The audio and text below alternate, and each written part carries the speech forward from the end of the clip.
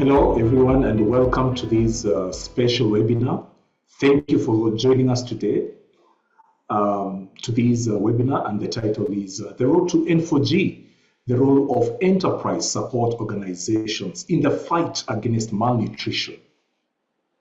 Enterprise support organizations are critical partners in supporting agri-food MSMEs. Enterprise support organizations provide services like business development, technical training, market linkages, and many more, which enable MSMEs to improve their practices in various sectors.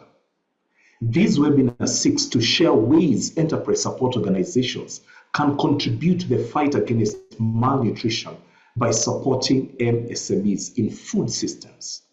By fostering multi-stakeholder dialogues and sharing best practices, the webinar will contribute to strengthening enterprise support organization interventions with global nutrition commitments, including the Nutrition for Growth, also known as N4G 2025 Summit Agenda. Now, joining us today is a distinguished panel of experts who will help us unpack solutions to how agri-food MSMEs can be supported through enterprise support organizations. With us is Ovo, the managing partner at Ecori International, and Ovo is experienced in business development support for MSMEs. We also have Hezron Opio, founder at Kenya Poultry Farmer.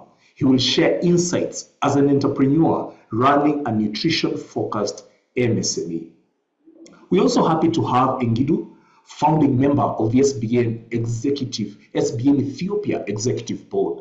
He will lead the discussion on multi-stakeholder collaboration and investment facilitation. We're also honored to have Ubet, the country director for GAIN Ethiopia. We're also happy to have Mercy, the project manager at GAIN in Nigeria, and Daisy, who is also the project coordinator here at GAIN. I am your host, Marga Shagwa, also a team member at GAIN. I'd like us to start with a video screening that will give us more information about N4G. I will hand over this to Daisy. Daisy, if you can take it away. Also, okay. Please remember that we'll be having live translation, so you can check that on the Zoom options below so that you can follow up the discussion in French and also in Portuguese. Daisy, over to you.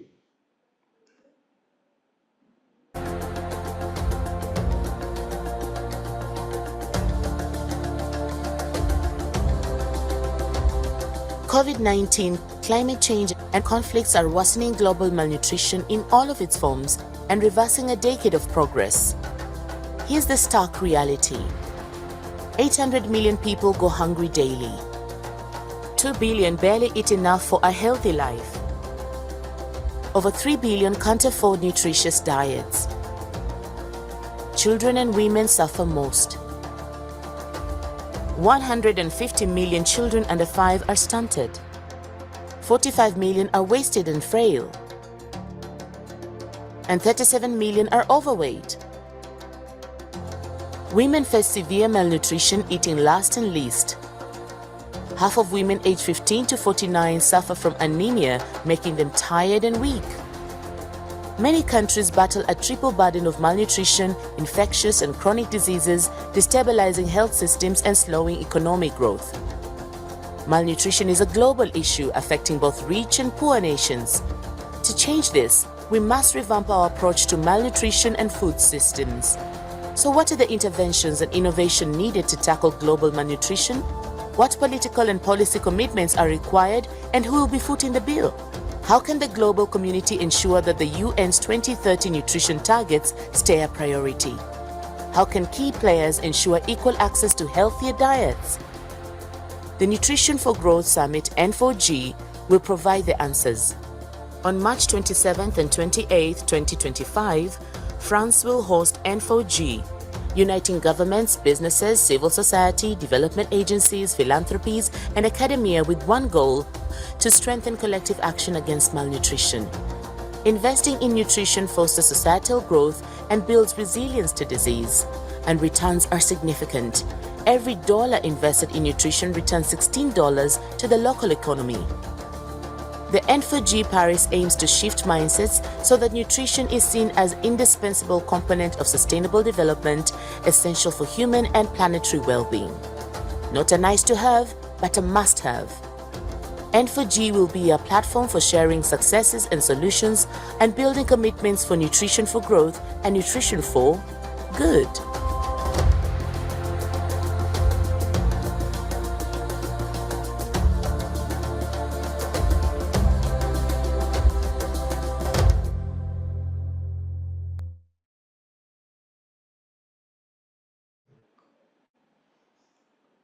That's a wonderful video. Thank you very much, Daisy. Indeed, nutrition is a must-have for sustainable development. People, remember, you can share your comments and questions in the Q&A section, or even share your comments in the chat section. Tell us where you're tuning in from, your organization, and any interesting facts that you know and you have picked from the discussion. Daisy will be on the lookout for those, and later on she will be sharing all those wonderful comments and questions with us. At this juncture, I'd like to welcome Mercy to share her opening remarks. Mercy, over to you. Take it away. Thank you very much, Mark. Hello, everyone. Good morning, good afternoon, good evening, depending on where you're coming from. Thank you for joining this session. Distinguished speakers, panelists, and participants, it's my pleasure to welcome you to this webinar, The Road to N4G, the role of enterprise support organizations, ESOs, in the fight against malnutrition. On behalf of the Global Alliance for Improved Nutrition and our partners, I sincerely appreciate your participation in this important conversation. This dialogue could not be more timely as we work together towards Nutrition for Growth 2025, strengthening food systems to ensure safe and affordable nutritious foods for all. Malnutrition remains a pressing global challenge affecting billions of people, particularly in low middle income countries. Despite growing efforts to address food security and nutrition, the reality is that millions of people, especially those in vulnerable communities, still lack access to these safe and nutritious foods. The challenge is not just about food availability, but also affordability, accessibility, and quality. In Africa, micro, small, and medium enterprises, MSMEs, are at the heart of food systems. These businesses handle over 80% of animal source foods, fruits, and vegetables consumed in the continent. They drive food production, processing, and distribution, ensuring food reaches urban and rural populations. Yet, despite their pivotal role, MSMEs continue to struggle with limited access to finance, technical capacity gaps, and policy constraints. Without adequate support, many are unable to scale their operations or maintain affordability, forcing low-income consumers to rely on cheaper, nutrient-poor alternatives, thereby experimenting malnutrition. This is where enterprise support organizations play a crucial role. ESOs provide the essential business development services, financing support, market linkage, and technical training needed to help MSMEs scale their impact. When equipped with the right tools, ESOs can enhance food safety, compliance, improve distribution networks, and expand access to nutritious food. However, a key gap remains. Most ESOs lack structured approaches to integrating nutrition consideration into their MSME support models. This limits their ability to drive meaningful transformation in food systems. Through Nutrition Impact at Scale, aka NIS, GAIN is addressing this challenge by working with ESOs in 6 countries, Nigeria, Benin, Uganda, Ethiopia, Mozambique, and Kenya, to strengthen their capacity to support MSMEs.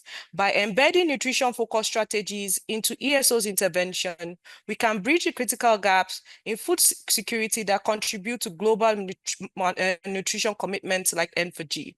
Today's webinar serves as a platform to, 1, explore solutions for supporting agri-food MSMEs through ESOs, showcase real-world success stories of ESOs integrating a nutrition lens into their MSME support, foster collaboration among ESOs, investors, policymakers, and development partners, define actionable strategies for embedding nutrition in MSME support models, and finally, encourage long-term commitments to financing, capacity building, and policy advocacy.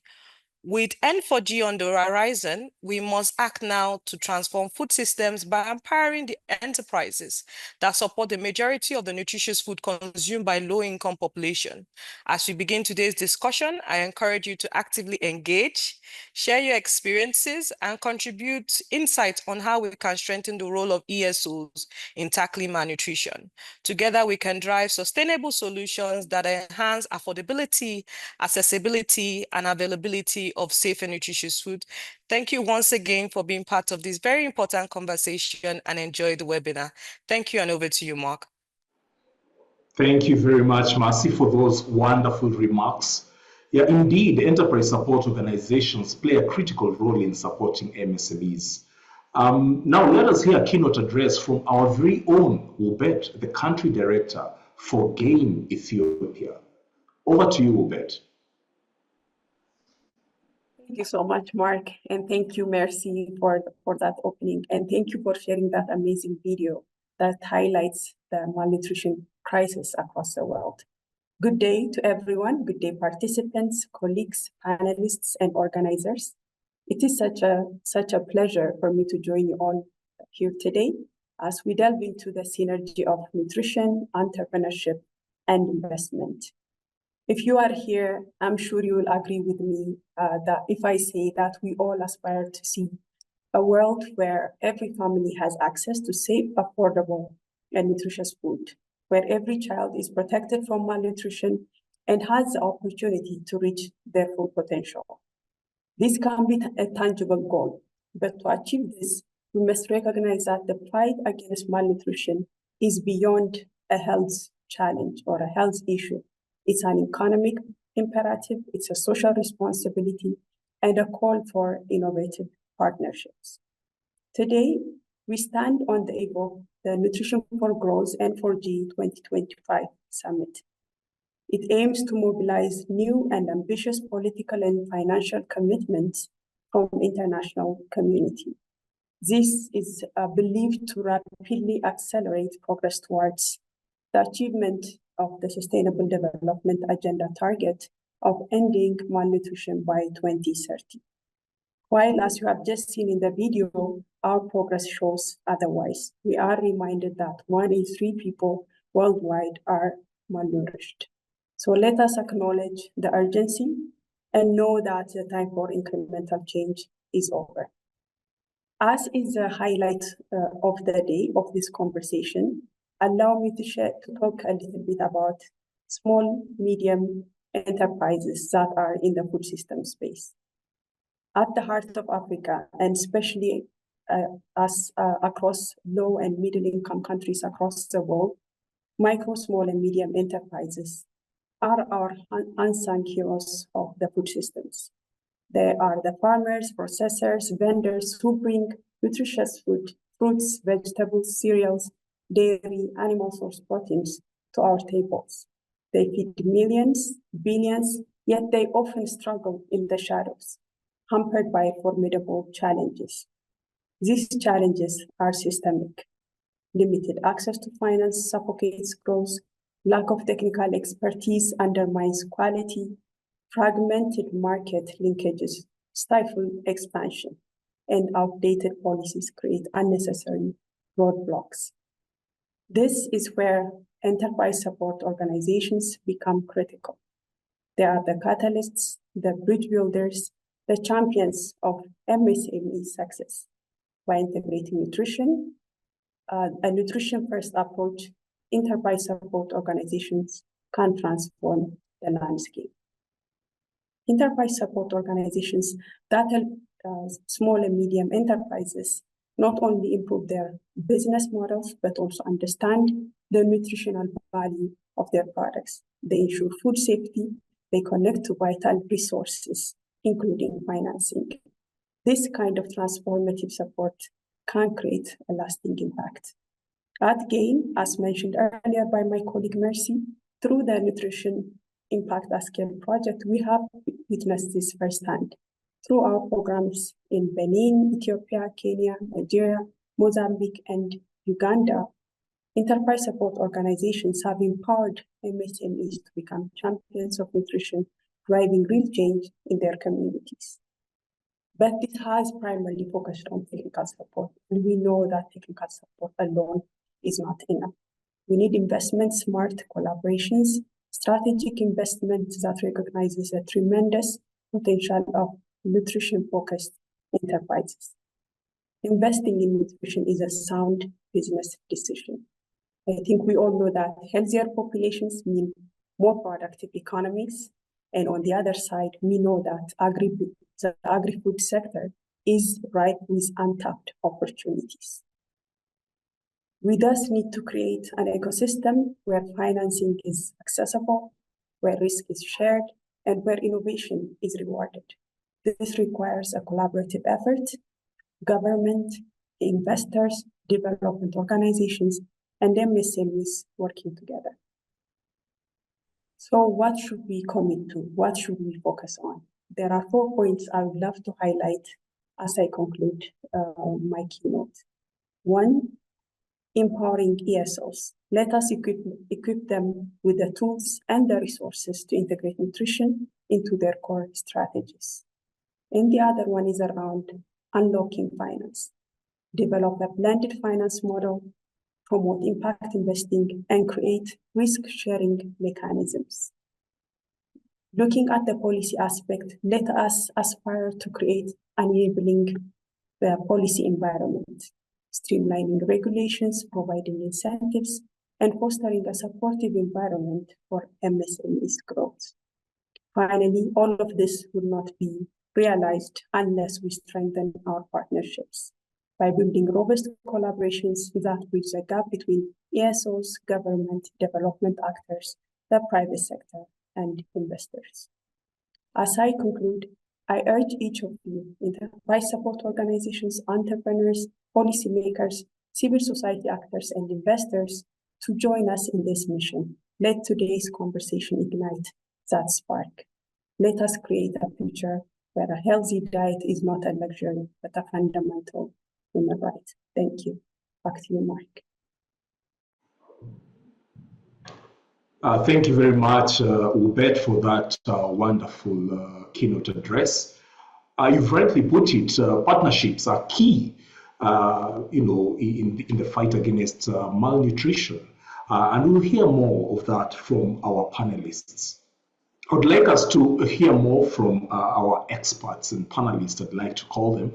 We have Ovo, we have Hezron, and we also have Ngidu, who are, literally experts in their field, and they're also going to share insights about, their stories and the practical things that they've been able to do. But before that, I will let them introduce themselves briefly. We will start with you, Ovo, followed by Hezron, and then Ngidu. Over to you, Ovo.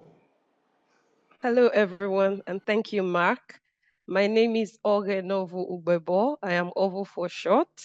I am a managing partner at Ikori International Development.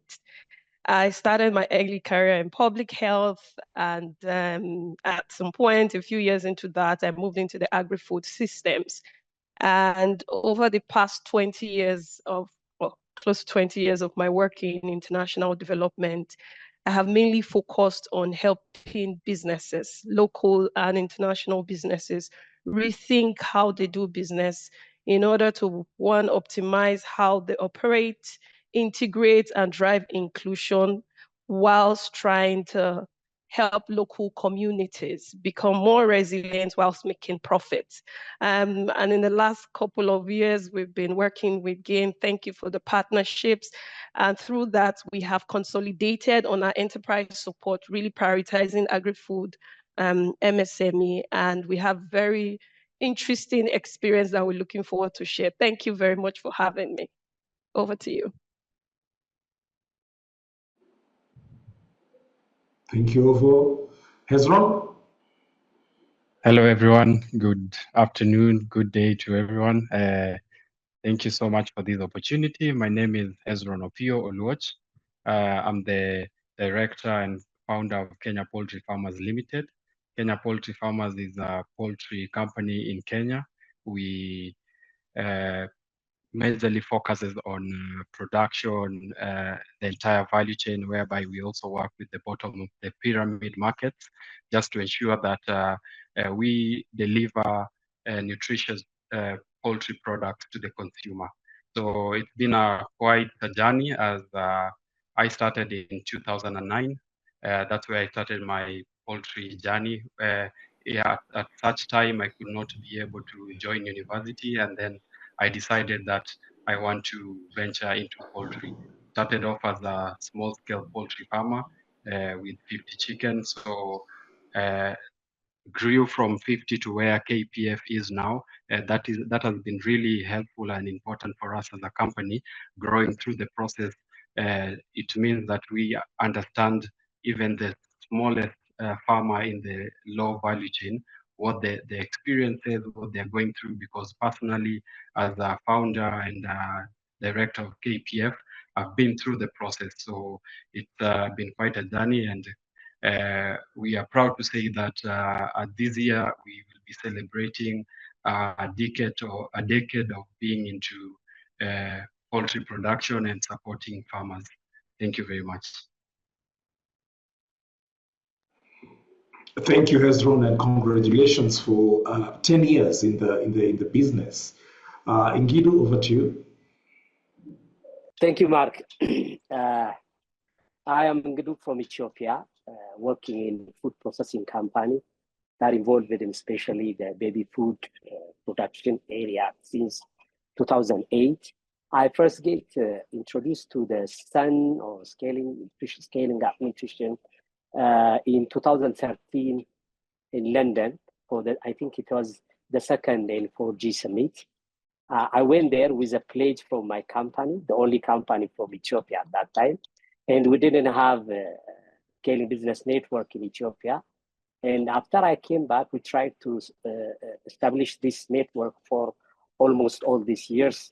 Thanks to GAIN, finally, it is realized, and later in the partnership section, I will go detail for it. Thank you. Over to you, Mark. Thank you very much. You're all doing a fantastic job, and I'm honored to be in this panel with you, and for all of us, also the audience, to learn more from you. Allow me to start with you, Hezron. From your perspective, as a leader operating in the nutrition space, together with your company, what are the most significant challenges you face in providing affordable and nutritious foods to your consumers? Thank you, Mark. So the challenges are quite many, but I will narrow down to the most significant ones that we face on a day-to-day operations of the business, and also working with a chain of poultry farmers. So the major challenge that we face is consistent supply. We hereby farmers are not able to supply consistently, and this is because of, for example, let me take an example of broiler production. It's a short cycle chicken. It takes just 35 days to mature, and sometimes we see a drop of farmers when schools are about to open, whereby the farmers, because most of them are women, they are the ones taking care of the children, so they take the money from the business to do their own personal needs and home needs, which are also very, very critical and important, like taking the kids to school. So you'll find that they will drop out of production for quite a while before they come back in, and that really causes a stop and in a very, very big inconsistent in supply. Another challenge is low quality inputs. The players, for example, I'll talk about day-old chick. You find that in the country, the players that offer quality day-old chicks, there are not so many. And sometimes with whatever that is available, some players also try to come into the picture. And in this kind of cycle, you find that farmers are being given poor, low quality farm inputs, like low quality day-old chicks, those that have not been pre-vaccinated, leading to a lot of diseases, a lot of mortalities.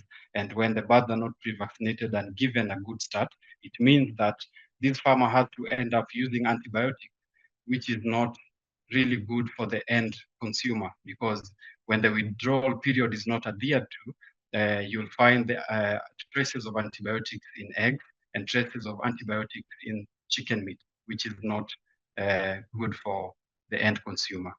Those are the major challenges. And also, lastly, I'll talk about price fluctuations because of cost of production and production are not, purchases of raw materials are not consistent.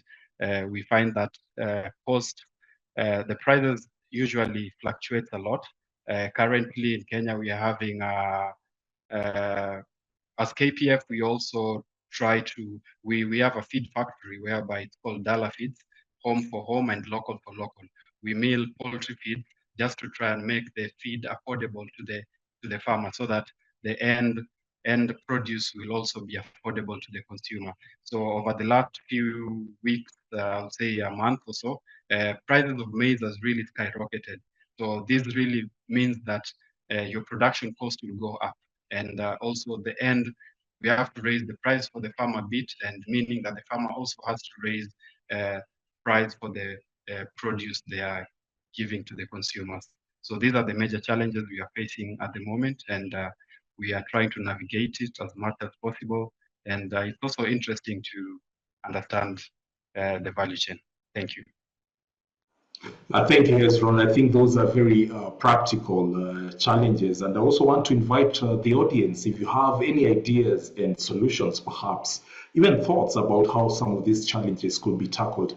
Remember, we have our chat section that you can, write your ideas there or even your input there, and we'll be happy to read those out later on. So, Hezron, that is very resilient, and I can understand some of those challenges. Now, I want to come to you, Ovo. Building on these challenges, which Hezron has mentioned, what specific roles do enterprise support organizations play in supporting organizations like KFP and other MSMEs? And what are the most significant challenges that they encounter in integrating a nutritional lens? Yeah, let me start from the last part of the question, which is really the significant challenges. Hezron has said, he's hit the nail in the head. And what we summarize as the overall points he made is the underdeveloped local supply chain for these inputs, whether it's the technology they need to be able to integrate, better practices, better systems for improved nutrition, is largely undeveloped in our space. When it comes to the expertise, that channel is also undeveloped. So what you find is, low quality, unsafe practices, and that reflects in the kind of food we eat. So in terms of how we have tried to address this at our end, we have looked at it in multiple ways. One of it is really just trying to understand how to get businesses who are small, nano, and micro to acquire the skills and the resources they need. Let me bring this to context. The profile of most of these nano and small businesses are, people with sole proprietors, less than 10 people in their company, and they're just altruistic individuals. They are people who are passionate, they want to serve food to people, they want to get food to people's table, but do not have the technical capacity. They do not have the information on where to find, the right support, technical support, resources, and they do not have the financial credibility to seek capital from any of this formal system. So what we do, one, is to find an efficient way through partnerships like what we have with GATE under the NIS program. Find efficient ways to, one, help these very excited entrepreneurs understand how they are a major channel for getting safe and affordable food to individuals. In other words, really demonstrating to them through our engagement to show to them how their actions or inaction is contributing to the quality and the access of the type of food that we have there in the market. So number one, we drive education, where it's really like just a negotiation, having a conversation with them, helping them understand those processes. And the second part we do is we together understand the specific and nuanced needs of each of these businesses. No two businesses are alike, you know. So their needs would differ. So really getting to understand specific needs around, you know, each of these businesses. Like we heard Hezron, he was talking about poultry value chain.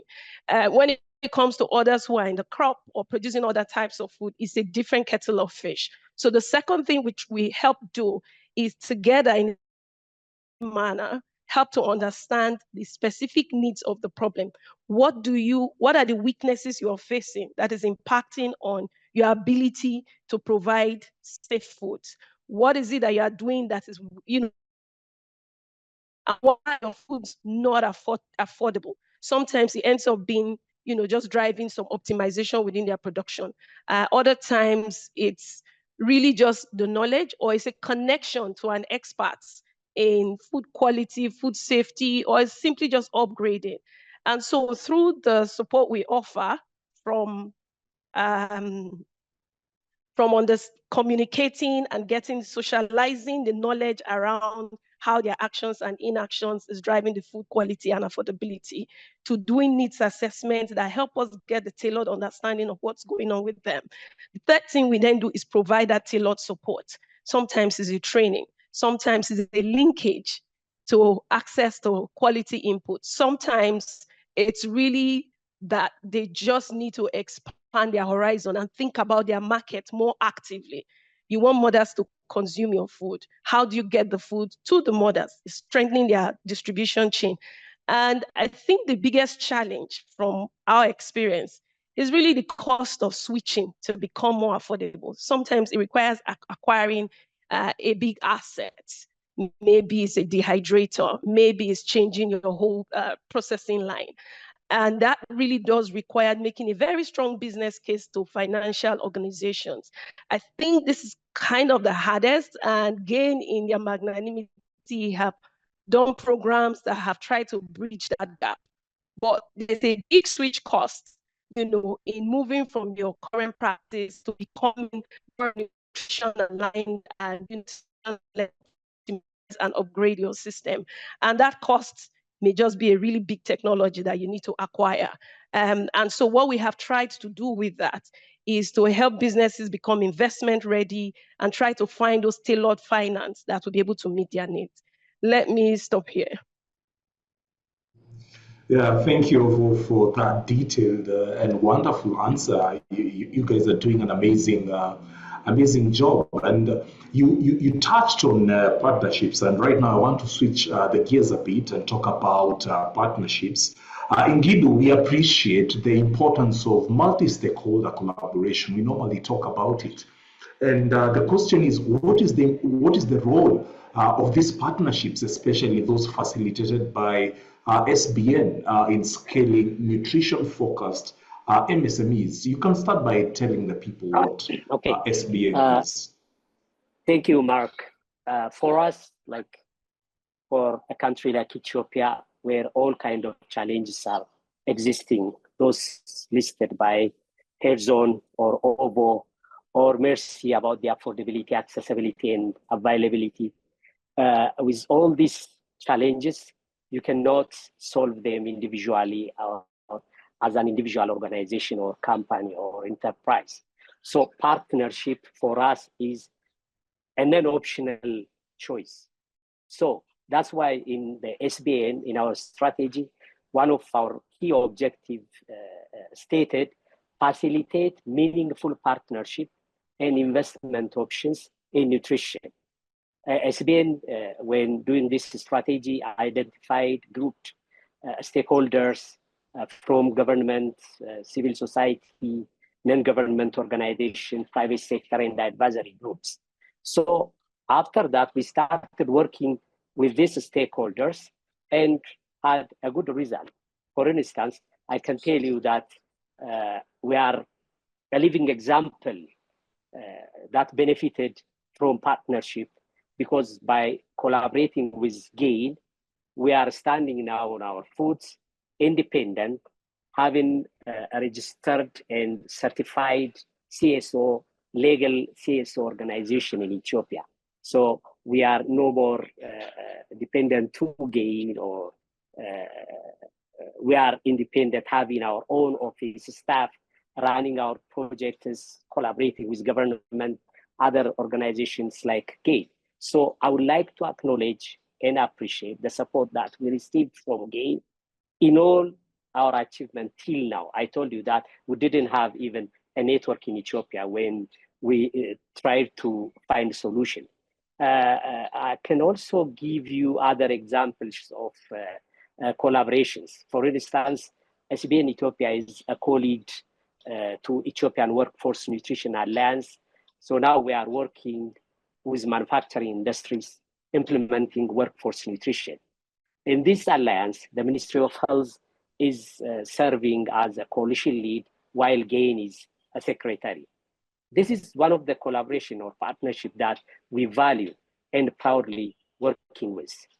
Another example is through the fund access from GAIN, SBN is implementing the large-scale food fortification project. This is a period of from August 2024 to November 2025. In this project, SBN is also partnering with a government institute, Food and Beverage Industry Research and Development Center, and we together developed a standard training material on wheat flour fortification techniques, and we are using them in the training. So we value partnership as crucial to scaling nutrition focused MSMEs, as seen in the activity that I presented. I wish I have more time to list more of the partnership and collaborations examples. Over to you, Mark. Thank you. Thank you, Ngidu. I wanted you to briefly touch, or maybe tell the people what SBN is, in like 10 seconds or so, and so that they have that shared understanding of what it is. SBN, as you well know, is a network or a movement, a part of the Sun movement part, because in SBN, we have all kinds of MSMEs, starting from the production to the consumer side. Remember, Hubert was mentioning that in the production, vendors, distribution, processing, we need to intervene and equip MSMEs. Also, having finance access will change the situation. We are having all these players, all these actors collected, joining together in one movement, having a nutrition agenda as a primary principle, and work with government and other organizations towards bringing the result or change the situation or the malnutrition challenge in Ethiopia, as well as fulfilling the global nutrition agenda. So SBN is everything. I mean, SBN is the only organization or network that's working nutrition as an agenda, having all the players in one place, and also connecting government, NGOs, donors, global agenda, SDG, production, whatever you call it. It is connected and actively involved within this network. So, in short, SBN is such a movement or a network. Thank you. Thank you, Ngidu. Thank you so much for unpacking that. Indeed, that's a rich platform for MSMEs and also anyone who wants to connect to the business. I like that kind of collaboration. Now, Hezron, we have touched on challenges, and we know there's some significant challenges, but I'm curious to know, how has support from enterprise support organizations, for example, technical trainings, market linkages, or even financial access, how has that contributed to the growth and sustainability of your business? Well, thank you, Mark, for the question. I'll say like the role of ESO has really played a lot of importance and support in developing the business and also moving the market. First, I'll start by the training that we've got for both our employees and myself as the director for various topics has really, really improved on how business is done. I would say without these trainings, we could have not known the right directions to move to, and in terms of spearheading the goal for nutrition. And we really thank GAIN a lot and the NIS project in partnership with another ESO in Kenya, which is called Apriscope. They've been able to make this training possible at the comfort of the business, because as much as we are running the business, we end up doing a lot of day-to-day activities, and you end up getting lost in what you're doing. But when you have this kind of support that is training you to the right direction, you find that you move the business to where it's supposed to be. And this has also helped us in structuring the business model to make products enter not only the upscale market, but also the bottom of the pyramid market. Because as KPF, you find that a lot of products, for example, in my culture, chicken is perceived to be a rich man's meal. But the way GAIN and Apriscope are helping us in the role improving nutrition food, we try to make these products available to the bottom of the pyramid market, whereby it can be affordable even to the low income neighborhood. That well said, I'll also say that the role of ESO has also helped us in ensuring that as KPF, we have the ability to pay farmers upon collection, because the smallholder farmers that we are working with, what they really need is cash flow. And to boost their cash flows, when you buy from them and you don't pay them on time, it means that you are not supporting their next cycle. You are not supporting, or in short, you'll be stopping their next cycle of production. So we ensure that we pay them on time to enable them not to lose production time, and also make them be able to be in production and get the nutritious foods available to KPF. So also access to better markets and reliable markets. This is also very important, and as ESO, it has played a very vital role, because we are able to not only be in part on the GAIN project, but also getting other linkages, like, for example, this webinar that we're having today, getting to know new people. It leads to new markets and also a lot of linkages that help the enterprise move forward. Lastly, I'll mention something on the recruitment of farmers. With this kind of project, it also helps us and give us a good platform to be able to recruit as many farmers to get into the project and be able to provide nutritious food. Thank you, Mark. Yeah, thank you, Hezron. We are indeed learning a lot. And I can see from the chat we have, a very diverse audience from different countries across Africa. And I've also noted, Hezron, that you have some of your staff supporting you and also listening to you today. So, and a lot of good comments to you, Ovo, and also Ngidu. Remember, people, that you can ask questions and also share your comments in the chat section below. I will be checking with Daisy in a few minutes to read your comments and to share any questions that you have written.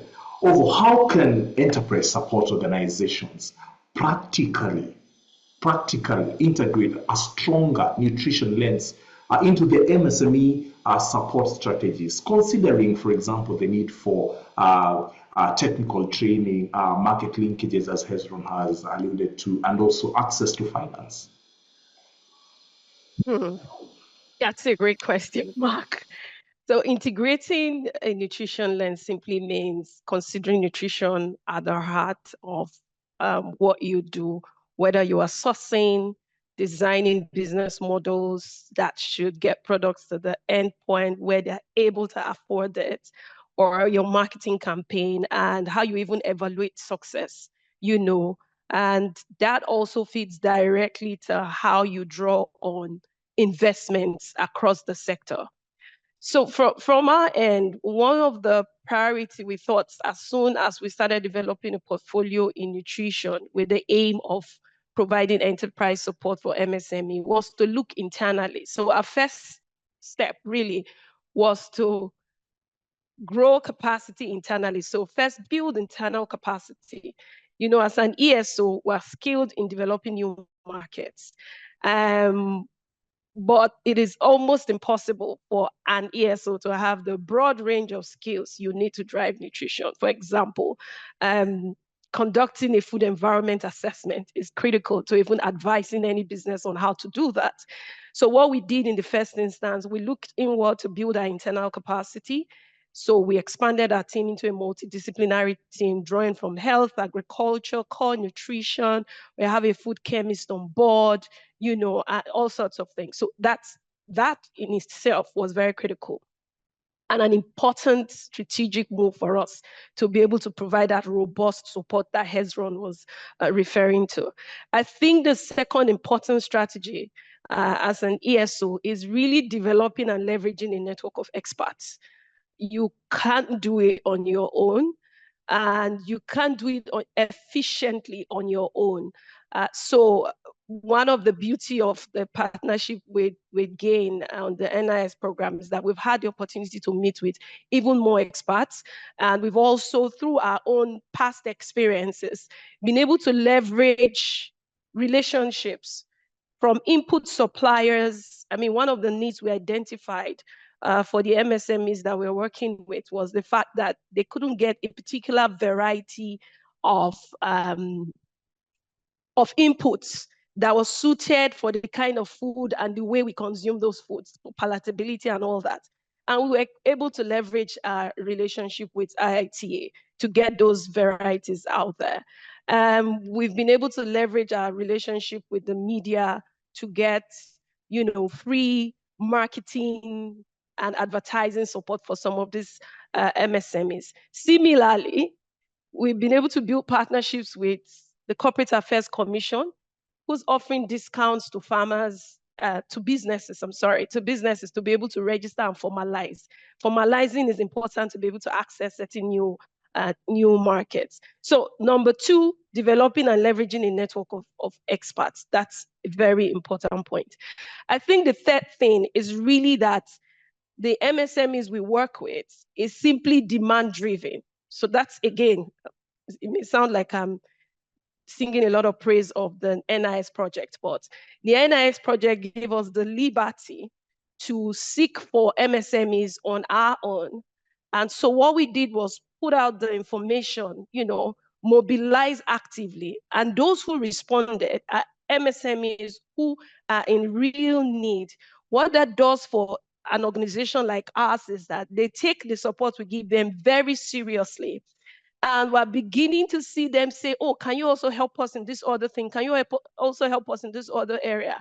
And we're seeing that we probably in the future, as we think about sustainability and viability, we need to find efficient ways of getting these types of support out that does not completely depend on the funder. So the demand-driven approach to mobilizing these MSMEs, giving us the liberty to put out the information out there that this support exists is very critical, and we continue to leverage that. Thank you to the NIS team. I think the fourth area is really building your support around the incentives and motivations of the MSME.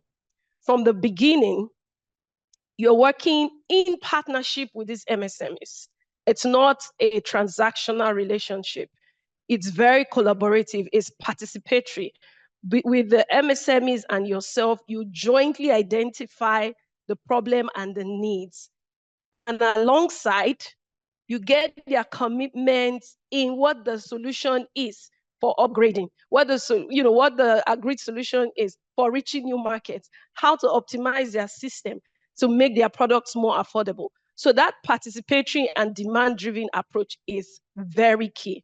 I think the fourth thing really that has helped is us being able to make the investment case.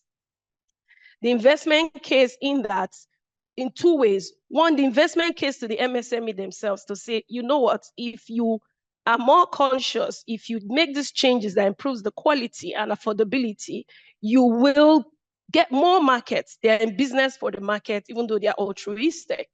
So being able to make that investment case to the MSME, they are more willing to dip their hands in their pockets and look for external funding.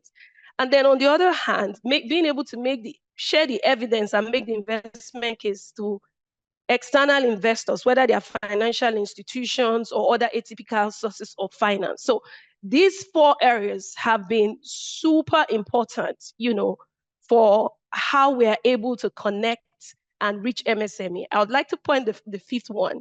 The fifth one really is, how do we go beyond the numbers that we are reaching to a much larger number?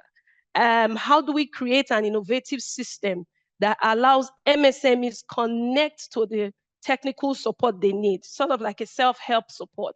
And what we've done is to create a digital resource center. It's still in development, that will allow you, one, self-help, you need this, you need to check this, you can get it free of charge, but also goes a step further to connect you to an expert that is near you in an affordable manner. So these are kind of the 5 areas that we have been able to piece together that we see has the potential to create the much bigger ripple effect that we are expecting in terms of just driving nutrition-focused MSMEs who are going to be viable, profitable, and can outlive any of these projects that we're doing. Over to you. Thank you, Ovo. Indeed, that's a detailed way of looking at it, and I really appreciate that answer. And I appreciate the fact that you want to push the envelope with that. You just don't want to do the bare minimums. You really want to push the envelope, and that speaks to innovation. And we do appreciate that a lot. I'm sure everyone does. So thank you very much. Thank you very much, Ovo. Ngidu, I mean, recently in the news, we've heard about, we've seen actually a reduction in funding, and that's likely to impact various areas, not only in the donor community or the donor landscape, but also in the market. How can investors and policymakers better support nutrition-focused MSMEs, considering the need for innovative financing mechanisms and conducive policy environments? Thank you, Mark. Very, very timely question. It is becoming the everyday news that reduction of budget all over the world is like a head news. So we need to find solutions, approach, tools, and partnerships to tackle this issue.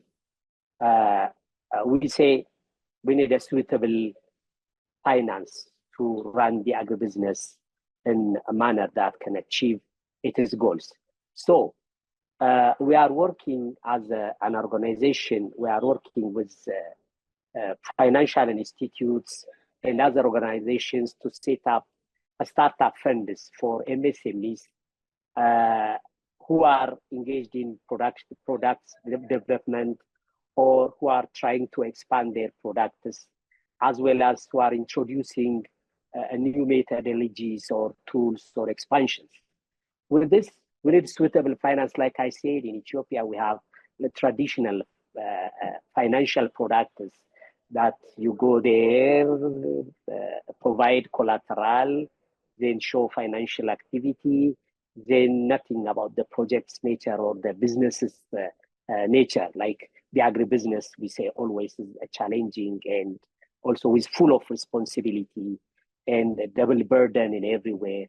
because if you see the agriculture, sometimes it is depending on the rain, one-time rain, also unpredictable whether you get yield of 70% or 90%. For the processor, once collecting the inputs, then processing is like a mandatory. After processing is looking for market, after the market, delivering them. Then even for starting from a preparation to cash collection, sometimes needs kind of 6 months. So this is completely different from those traditional financial products to meet the need of such activities. So that's why we are introducing collaborating with, again, GAIN and other organizations for such innovative funds, grants, and pitch competition grants.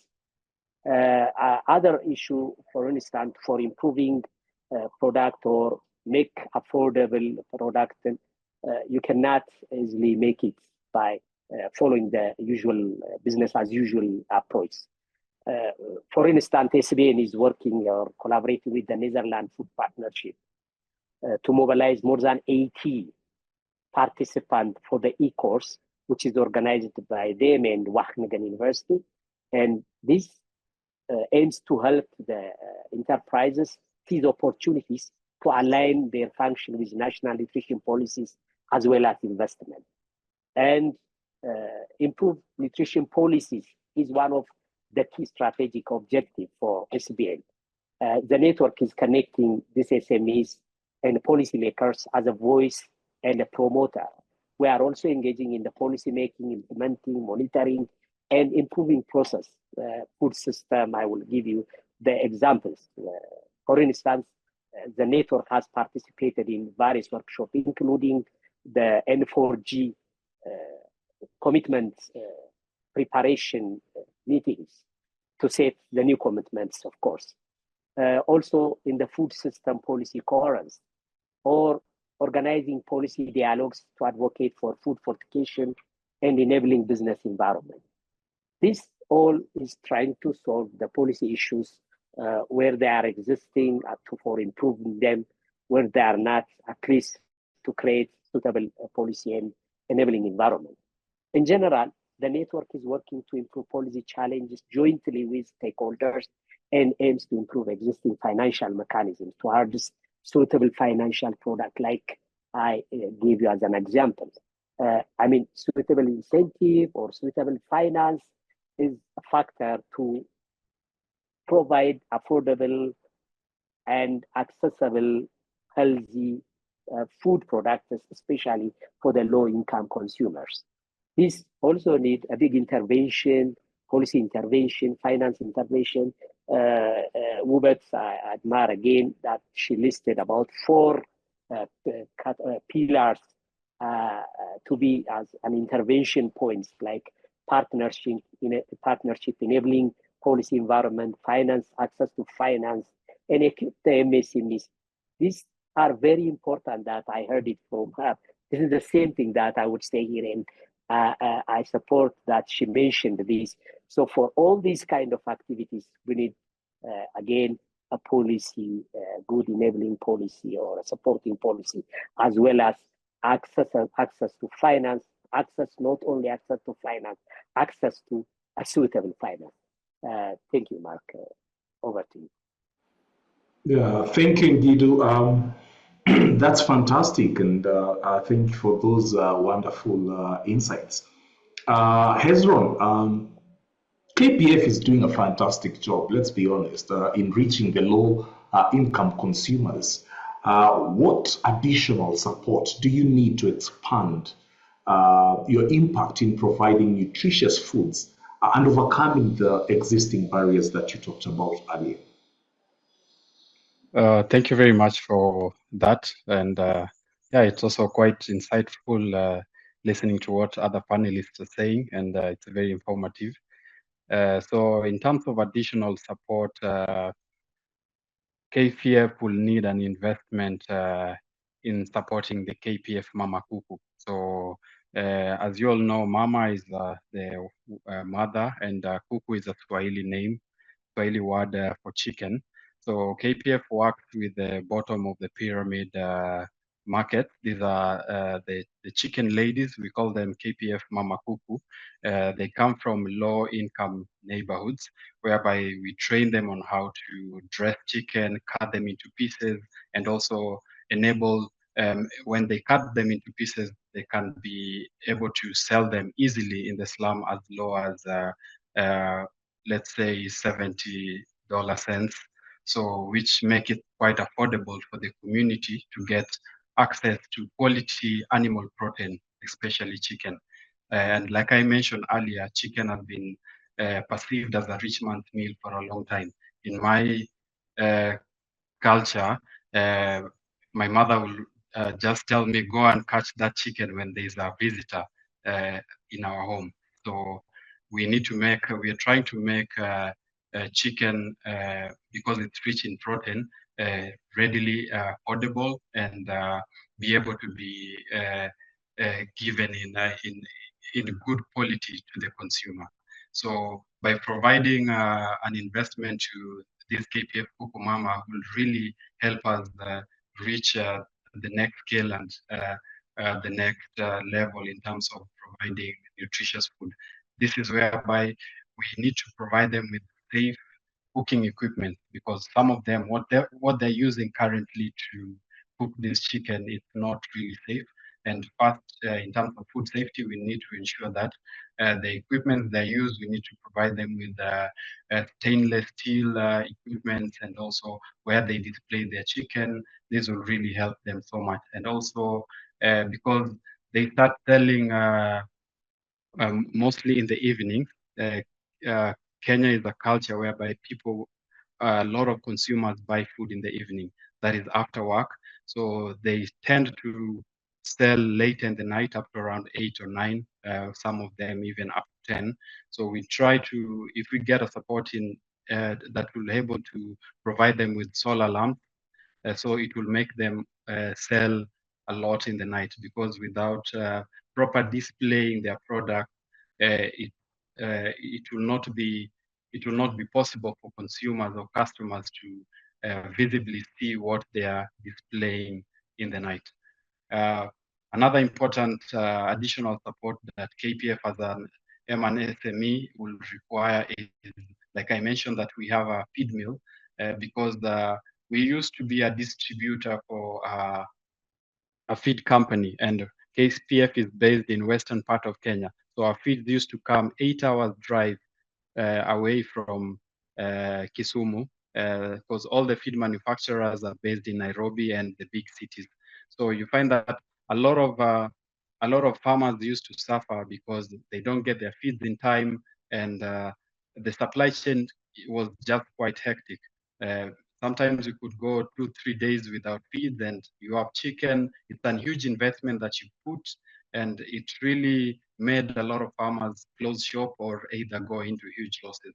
So at KPF, we managed to put up a local feed mill, whereby we can be able to buy raw materials for farmers, such as maize and sunflower cake, soya, all those raw materials that you need to put into chicken feed. And the reason why we did this is also to make the feed affordable, because if we can able to buy, a lot of our poultry farmers are mixed farmers. You'll find that they have maize on the side, they have beans, they have other crops, cash crops, and they have poultry on the side. So this was a way to integrate the whole value chain, whereby we can buy maize from the farmers and other raw materials, and in exchange for their poultry production, they can also bring us the raw material, and we can exchange with feed to make it simple. But we also pay them in cash for those who want to be paid in cash. So we would like to have, because the kind of feed mill machinery that we have right now is not producing pelletized feed.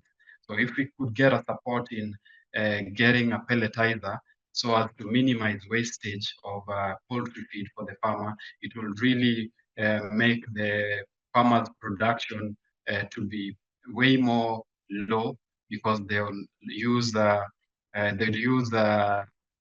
feed. The feed conversion ratio for the chicken will be good when the feed is pelletized, and you'll find that the end product, which is the chicken or the egg, will be affordable to the consumer as well. So, Mark, I think those are the main important support that we will require as KPF, as an MSME, to ensure that we deliver nutritious foods in support with gain to the consumer. Thank you very much. Yeah, thank you, Hezron, and I'm sure other SMEs can also relate with those needs and the kind of support that can be offered. Personally, I do love the Mama Kuku approach. It's such a wonderful approach, and also at the heart of really building the low-income consumers. I do want to give us a chance, especially for questions which have been raised in the Q&A section.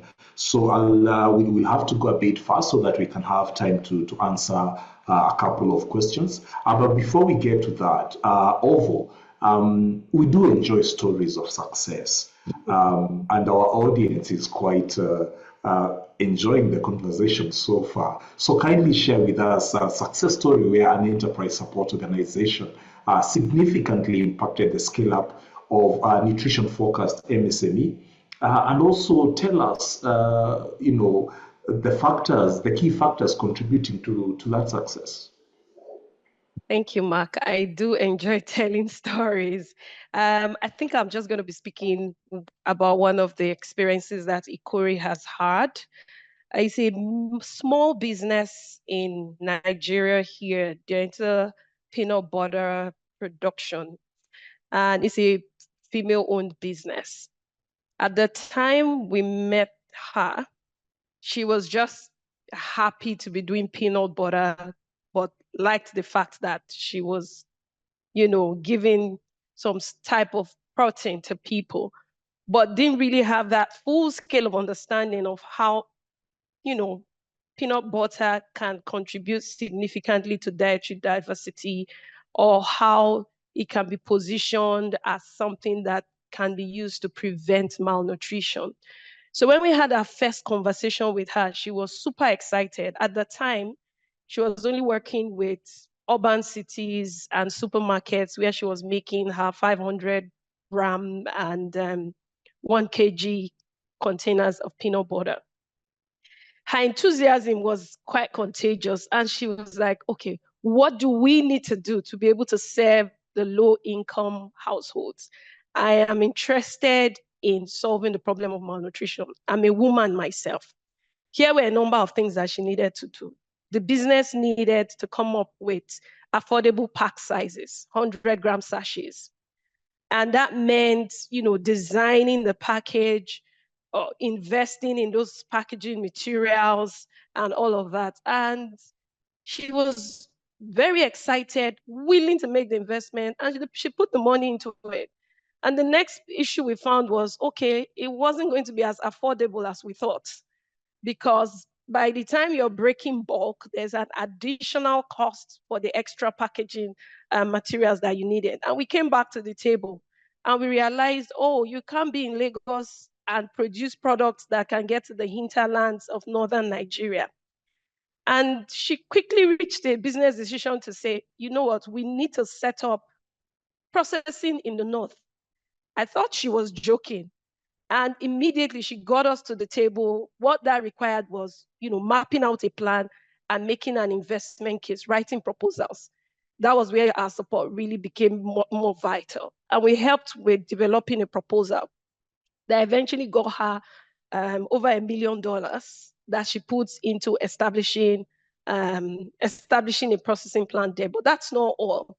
We started looking at how to get better quality peanuts, how to connect to the supply chain, how to integrate women as peanut producers. She has found in her experience that women are more diligent, are more committed and devoted to painstakingly following the production practice when it comes to that. And in a year, she moved from only servicing being in Lagos and only servicing urban customers to introducing 100-gram pack sizes, secured finance to set up shop in Kano, integrated 1,000 women into her supply chain who are producing peanuts in clusters, sourced up north. And I recently just heard that she has now progressed into making fortified peanut butter. I don't think there's an example that could be better than that. It's left us super excited about it. In terms of the key factors, I must tell you that this is an easy one because she already had, she's very open-minded and she had some level of resource within her control. She's a small business with quite a few staff that were doing great things with some experts within her team. So in terms of looking at what made it work, there was not many heavy lifting on our side, to be honest. Number one, she had the will. There was a willingness. We gave her enough information and she made very serious business decisions based on that information we gave her. So number one factor was the will. She had the will. Number two, she saw the vision of how this could transform and reposition them. So when we provided that targeted capacity building, she was able to take it on and make progress very, very quickly. So number two factor that contributes to success is fully just coming down to that point where you understand what that specific business needs. And so providing that nuanced, tailored solution is a key factor. It can't be generic, everybody needs training. No. At the time, she just needed support to put out proposals. She just needed to hear that it is possible, some type of motivation. So tailored capacity building, she already had the will. We just offered a bit of here and there, and motivation. And I think number four, the fourth thing that actually drives adoption and scaling is that there is a clear business model. There is commerce that can come out of it. Your altruism can only be sustained if there is profit and viability. So she was able to see the numbers very clearly. If I reach 177 or 197 local governments in Nigeria with my 100-gram sachets through child welfare clinics or through community stores, I will be able to move my business forward whilst making great social and health impact. So those were the four main things. She was motivated enough. There was clear profit incentive. She had the will, and our tailored capacity support was what made the difference. Thank you. Thank you, Ovo. I mean, that's amazing, and I like the fact that you say solutions must be tailored. There is no room for, giving a blanket or a generic solution. So thank you very much for the story as well. We have enjoyed that. Indeed, we started with a video explaining, or rather talking about N4G. What specific commitments or initiatives from SBN are helping bridge the gap between MSMEs and investment opportunities, and how are these aligned with N4G objectives? If you could answer us briefly about that. Thank you. Okay, thank you, Mark. I understand the issue of the time here. Okay, like I said, we were actively involved in the preparation process of the N4G commitment. So for the upcoming N4G summit, we are working with Sun Network and the government. Of course, the government's major commitment to reduce all form of malnutrition by 2030. This, of course, will be done through the effective implementation of the National Food and Nutrition Program pursued by multi-sectoral pathways, including nutrition-specific activities or infrastructures and actors like SBN. So I can say SBN and its members are playing an important role in achieving this goal.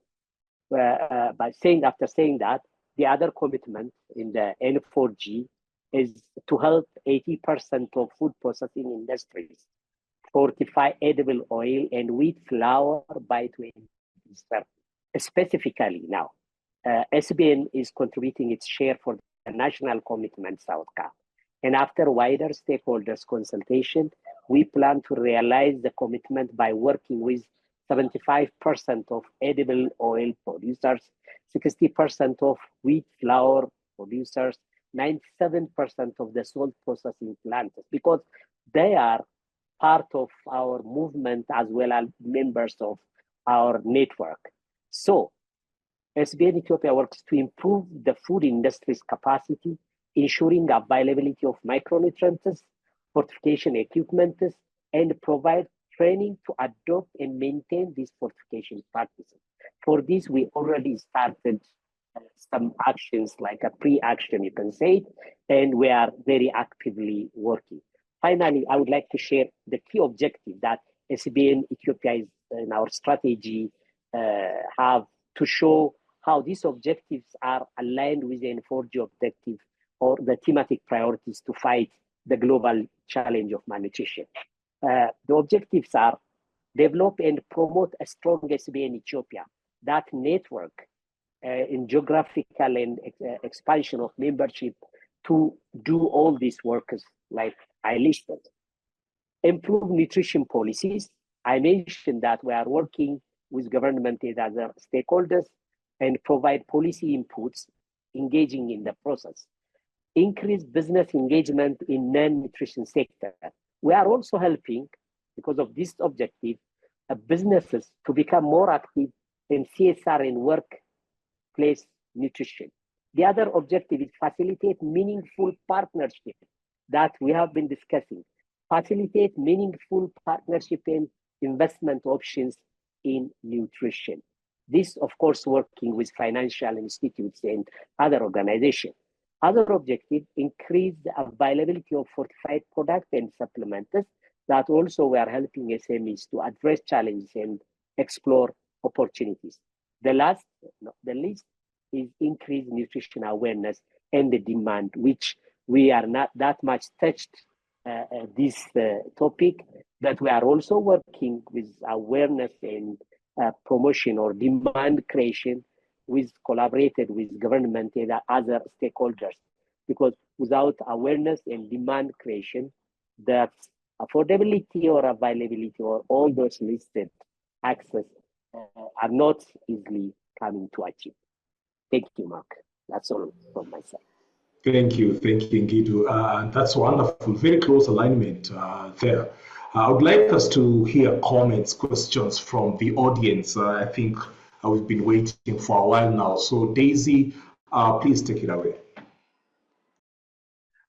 Okay, thanks, Mark, for and the panelists for that discussion. I see we have a lot of questions and comments that have come in. Because of time, I think we're just going to maybe take some of them, like around 5 of them, to enable us to finish in good time.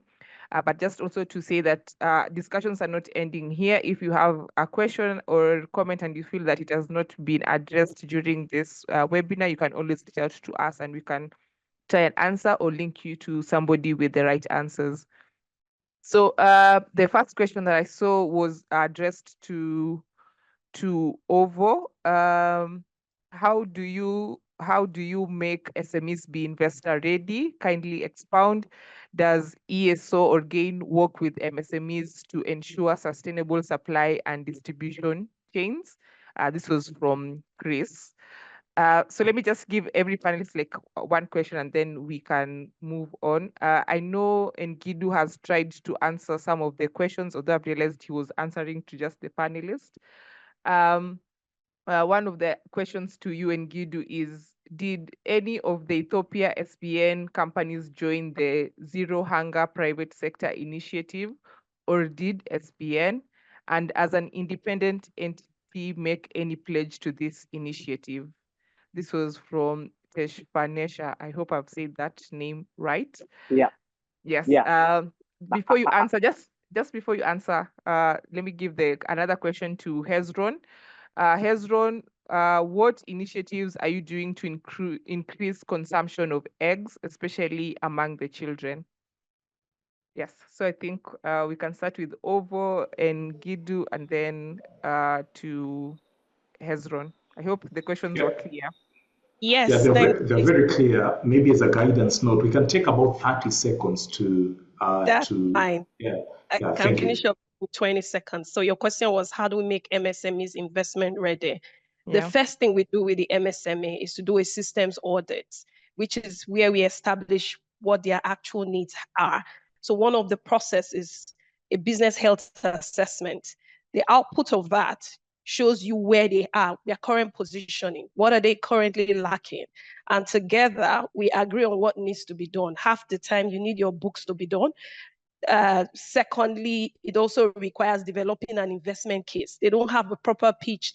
They don't even understand their business in the first place, and they don't even know the type of finance they need. So bringing them to that point where they make the necessary changes internally is one of the steps to being investment ready. Secondly, being able to put together a strong case for investment that can either go to a bank or any other type of financing organization is what we help them do. So we actually do help to the point where we even jointly write proposals together.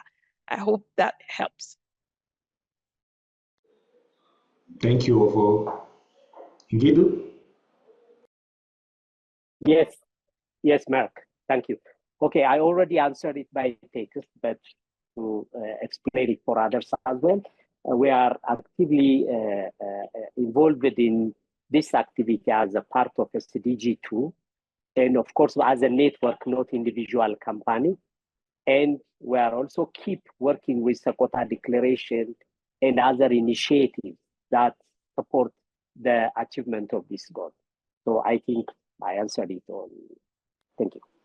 Fantastic, and thank you for typing Ngidu. That's really nice and also engaging.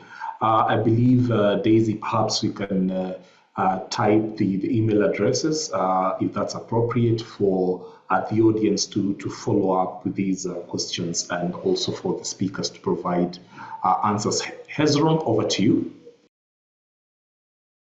Thank you very much. One of the initiatives that we've really been doing as KPF to increase consumption of eggs among children is, as KPF, we usually have events, specific events tailored to kids. We call them the KPF Kids Fair. So we organize this kind of events whereby we invite kids under the age of 8. Sometimes we give that allowance maybe under age of 10, whereby mostly we focus on kids under the age of 5, whereby we train these kids on how to keep chicken, what is the importance of eating animal protein, especially poultry, because we are a poultry company, and we give them the time to interact. We set up like a practical farm within the event, whereby they get to interact with the chicken, they touch the chick, they hold the eggs. They really like this kind of things, and it brings some good interactions between the kids. And we ask them questions, and we play games with them, questions related to eggs and also chicken. We train them. We teach them on how the importance of being a farmer, because you find that in our society, most kids, when they're in school, they're only being told that you should either be a doctor or a lawyer or like very, very high profile, and no one mentions about farmers. So we train these kids on how important farming is and how it enables food to be on their tables. So other than that, we also have a program whereby this is majorly done by KPF as a company. We've selected a few kindergartens in the low-income neighborhoods, whereby we also go there and train them and work also closely with the schools. And we donate eggs to them once a month, but that is just within us as a company, part of like our CSR and giving back to the community. So we've really seen this has really given back to made children the uptake of egg consumption has gone up, and also with the KPF Kuku Mamas, because initially they had started, they cut the chicken into pieces, they only sell chicken.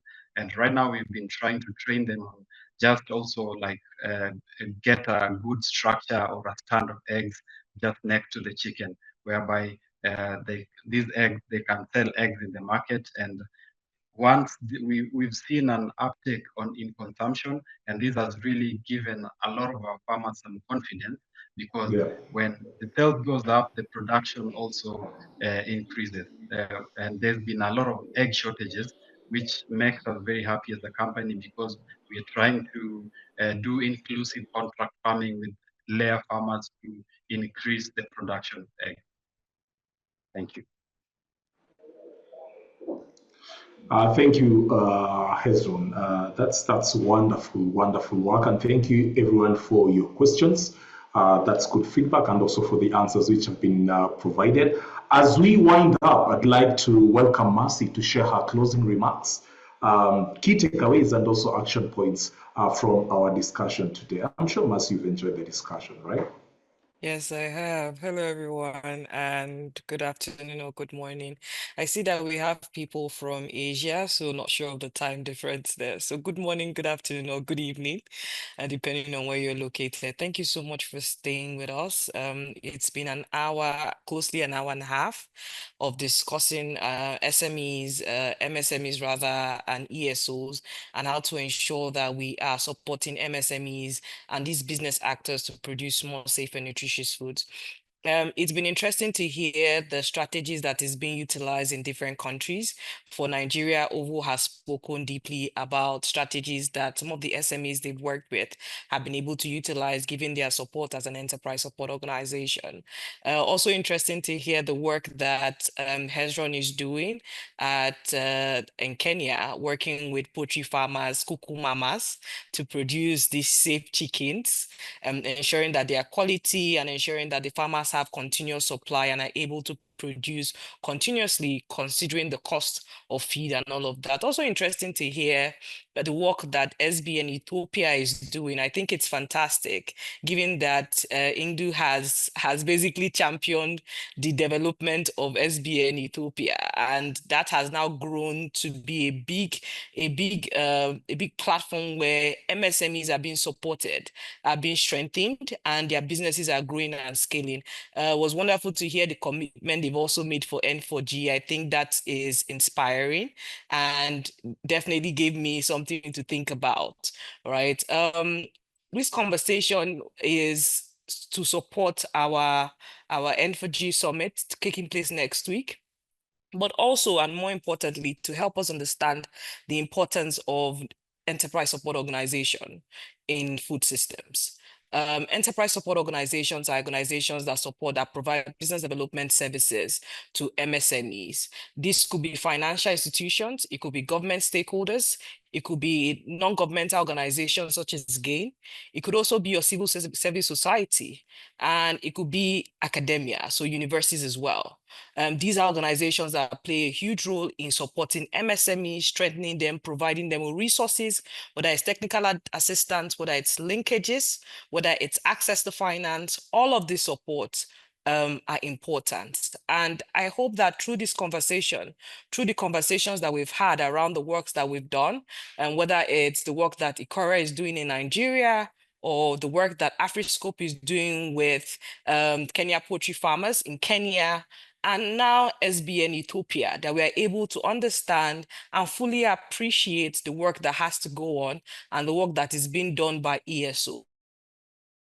More ESOs into the fold. I'm happy I see countries that even GAIN is not yet in, and NIS is definitely not in. But I'm hoping that through this webinar, you are now more encouraged and you're now willing to buy into nutrition and willing to integrate nutrition strategies into the support that you provide to MSMEs. MSMEs provide and produce the food that we consume. And so imagine if they can integrate nutrition approach, a nutrition lens into their food, or nutrition lens into the way they produce things. it would ensure that we are consuming more safer and more nutritious food. So please, by all means, keep in touch. There are some questions around SBN. We will be sharing an email for you to reach out to SBN country leads in the different countries you operate in after this mail. Please watch out for that. If you're interested to learning more about the NIS project and you're interested in partnering with us and working with us in any of our countries, whether it's Nigeria, Benin, Ethiopia, Benin Republic, Mozambique, or Kenya, please, by all means, reach out to us. We'll also be sending a mail to you. Respond to that and let us know how you can work with us to support the initiatives going forward. So thank you very much, everybody, for joining us. We wish you a very good afternoon or good morning or good evening. Do have a wonderful weekend ahead. Do take care and bye-bye. Thank you for having me. Thank you, everyone. Thank you, Mercy. That brings us to the end of this insightful discussion. We've explored various ways enterprise support organizations can contribute to the fight against malnutrition by supporting MSMEs in food systems. A big thank you to our panel of experts for sharing their valuable insights, and to you, our audience, for tuning in. The conversation indeed does not stop here. Let's continue working towards a more sustainable, nutritious, and resilient food system. Until next time, stay tuned, stay engaged, stay informed, and keep driving change. All the best. Bye. Bye-bye. Thank you.